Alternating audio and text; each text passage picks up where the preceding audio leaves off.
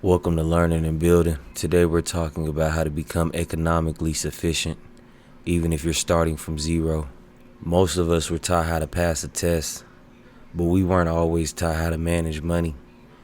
We weren't taught how to build credit, handle pressure, communicate clearly, study the right way, or create a life that actually works. And that's a problem. Because once you leave school, life doesn't ask you multiple choice questions. Life asks, can you pay this bill? Can you stay calm under pressure? Can you learn something fast enough to change your situation? Can you manage your time? Can you build something from nothing? So today we're talking about 5 things school should have taught us, but didn't. And the good news is this: even if nobody taught you before, you can still learn it now. Welcome to Learning and Building, the show where we break down practical knowledge for real life. Money, business, studying, self-improvement, and the skills people actually need to become more stable, more confident, and more independent. This episode is for anybody who feels like they were thrown into adulthood without a real instruction manual. Maybe you're trying to get your finances together. Maybe you're studying for an exam. Maybe you're trying to build a business, get a better job, or just stop feeling like life is moving faster than you can keep up with. This episode is not about blaming school, it's about filling in the gaps. Because once you learn the right skills, your life can start to change. The first thing school should have taught us is money management. Not just how to count money, not just how to calculate interest on a worksheet, but how money actually moves in real life. A lot of people graduate without understanding budgeting, credit, taxes, debt, saving, investing, or how to separate needs from wants. Then adulthood hits. Rent is due, groceries cost more, the car needs repairs, a bill shows up that you forgot about, and suddenly, money becomes stressful because nobody ever taught you how to control it. Here's the basic truth. Money management is not about being rich. It's about knowing where your money is going. That's the first step. You can't fix what you don't track. So the first practical habit is simple. Write down every dollar coming in and every dollar going out. Not forever, just long enough to see the truth. How much comes in, how much goes to bills, how much goes to food, how much disappears into random spending. Most people don't have a money problem first. They have a tracking problem. Once you track it, you can start making decisions. Then you build a simple system. Money for bills, money for food, money for transportation, money for emergency savings, money for paying down debt. And even if you only save $5, $10, or $20 at first, you're building the habit. That habit matters because economic sufficiency doesn't start with making 6 figures. It starts with control. It starts with knowing what's happening. It starts with learning how to make your money obey your plan instead of letting your emotions spend it first. The second thing school should have taught us is how to actually study. A lot of students are told to study, but nobody explains what studying really means. So people reread notes, they highlight everything, they stare at the book for hours, then they take the test and still feel unprepared. That's because studying is not just looking at information. Studying is training your brain to retrieve information. There's a difference. If you want to learn something, you need to practice pulling the answer out of your mind.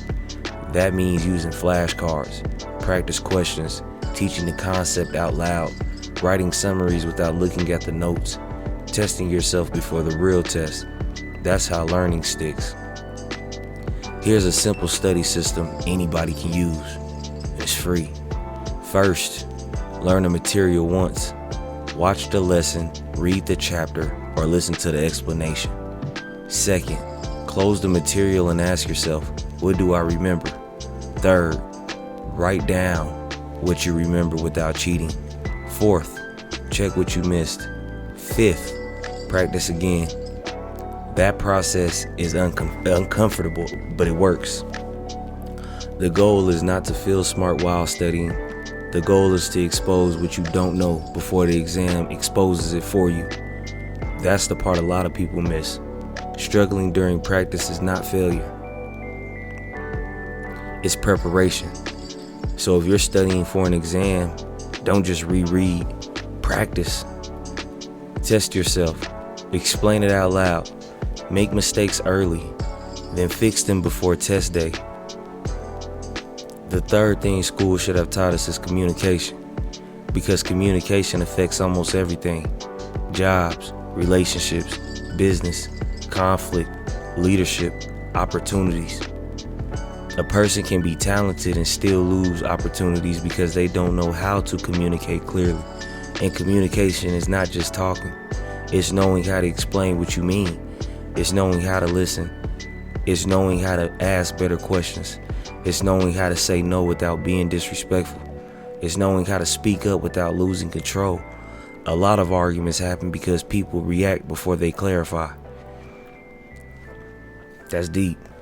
Somebody says something, we assume what they meant. Then we respond to our assumption instead of the actual message. A better habit is to pause and ask, what do you mean by that? Or can you explain that another way?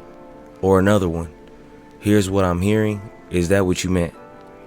That one skill can save relationships, jobs, partnerships, and conversations. Communication also helps you advocate for yourself. If your paycheck is wrong, you need communication. If you want a raise, you need communication. If you're applying for a job, you need communication. If you're building a business, you need communication. If you are creating content, you definitely need communication.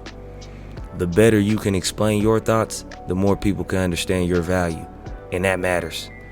Because sometimes the difference between being overlooked and being chosen is whether you can clearly explain who you are, what you do, and why it matters. The fourth thing school should have taught us is emotional control and problem solving, because life will test your emotions before it tests your intelligence. You can know the right answer and still make the wrong decision if you're angry, scared, embarrassed, or overwhelmed. That's why emotional control matters. It doesn't mean pretending nothing bothers you. It means learning how to respond instead of react. There's a big difference. Something I wish I had learned earlier in life. Reacting is instant. Responding is intentional. Reacting says, I'm mad, so I'm going to say whatever comes to mind. Responding says, I'm mad, but I'm going to think before I make this worse. That one pause can change everything. And when problems come up, most people immediately jump to panic. But panic usually makes the problem bigger. A better process is name the problem, break it down, find the next step, take action. That's it. Not solve your whole life in one day. Just find the next step. If the problem is money, the next step might be listing every bill. If the problem is school, the next step might be finding what chapter you don't understand. If the problem is business, the next step might be contacting one potential customer. If the problem is your schedule, the next step might be writing down what actually needs to get done today. Most problems feel huge because they're unclear. The moment you define the problem, it becomes easier to fight. And the moment you find the next step, you get some power back. That's awesome. That's what school should have taught us. Not just facts, but how to stay calm, think clearly, and move forward when life gets hard. The fifth thing school should have taught us is how to believe in ourselves and build our own path. Because a lot of people leave school thinking success only has one route. Get perfect grades, get the perfect job, follow the perfect timeline, but real life is not that clean. Some people start over, some people learn later. Some people build businesses, some people go back to school. Some people teach themselves skills online. Some people take a longer road and still get where they're supposed to go. Your path does not have to look like everybody else's, but you do need to build it with intention. That means asking yourself serious questions. What do I need to learn? What skill would improve my life the fastest? What problem keeps showing up? What habit is holding me back? What opportunity am I not taking seriously? Self-belief is not just saying I can do anything. Self-belief is proving to yourself little by little that you can keep going. You build confidence by keeping promises to yourself. You say you're going to study for 30 minutes and you do it. You say you're going to save $10 and you do it. You say you're going to apply for the job, record the episode, start the business, make the phone call, and you do it. That's how confidence is built. Not overnight, not from motivation alone, but from evidence. Every time you follow through, you give yourself proof, and that proof becomes power. So no, maybe school didn't teach us everything, but we are not stuck. We can still learn, we can still build, we can still become more stable, we can still become more disciplined, we can still become more economically sufficient, and we can still create a life that makes sense for us. In closing, let's bring it all together. 5 things school should have taught us: money management, how to study and learn, communication, emotional control and problem solving, and self-belief. These are not small skills. These are life skills. And if you're learning them now, you're not behind. You are building. That's what this channel is about. Learning what we should have been taught, building what we still have time to create. Now, if this episode helped you, subscribe to Learning and Building for more practical lessons on money, studying, business, self-improvement, and real life skills. And remember, you may not have been taught everything early, but you can still learn it now.